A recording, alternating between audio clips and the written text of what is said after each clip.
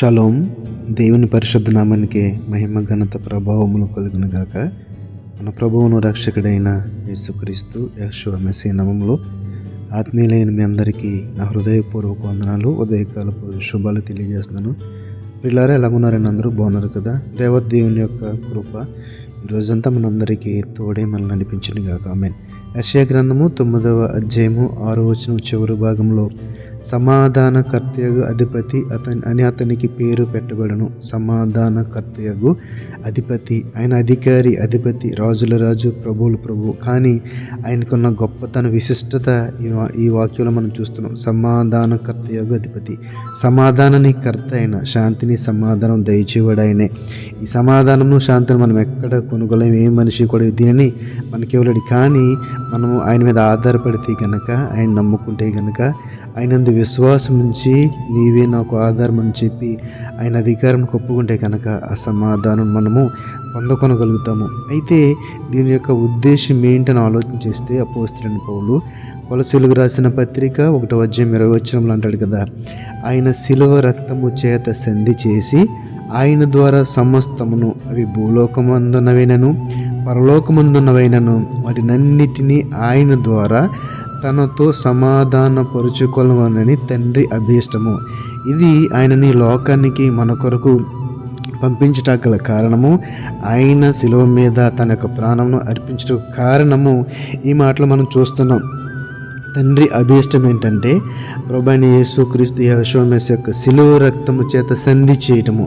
ఆయన ద్వారా ఈ యొక్క భూలోకమందున్నవైనను పరలోకమందున్నవైన వాటన్నిటిని కూడా ఆయన ద్వారా తనతో సమాధానపరుచుకోవాలి. ఆయన సమాధానం దయచేయాలి. ఈ భూలోకంలో ఉన్న పర్లు ఎక్కడైనా సరే సమాధానం అనేది ఈయన ద్వారా కలగాలి. అది తండ్రి అభీష్టం అని ఇక్కడ మనం చూస్తున్నాం కదా. ఎంత మంచి మాట అండి. ఆయన ద్వారా తనతో సమాధానపరుచుకోవాలి. ప్రభువైన యేసుక్రీస్తు యెహోషువ మెస్సీయ ద్వారా ఆయన ఈ యొక్క సమాధానాన్ని పొందుకోవాలని, సమాధానం ద్వారా యొక్క సంధిని ఈ రెండు వర్గాల మధ్య చేస్తున్నట్టు మనము చూడగలుగుతున్నాం. యెషయా గ్రంథంలోని 26వ అధ్యాయం 3వ వచనం అంటాడు కదా, ఎవని మనసు నీ మీద ఆనుకొనునో వానిని నీవు పూర్ణ శాంతి గలవానిగా కాపాడుదువు.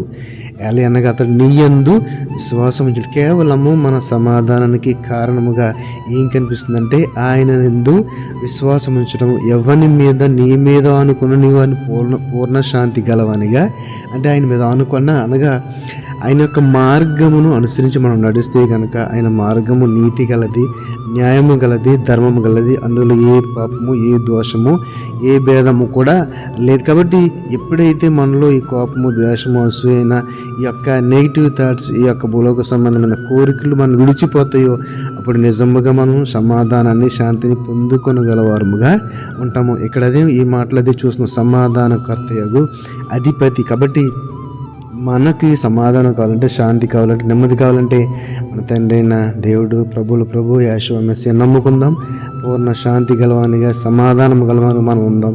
ఆయన యందు, ఆయన చిత్తమునకు మనం అందరం కూడా ఒప్పుకొని మన యొక్క ప్రవర్తనలను, మన యొక్క ఇదిని మార్చుకొని ఆయన యందు నమ్మిక ఉంచి భయభక్తులు గల జీవితాన్ని జీవిస్తే ఖచ్చితంగా ఆ సమాధానం మనం పొందుకోగలము.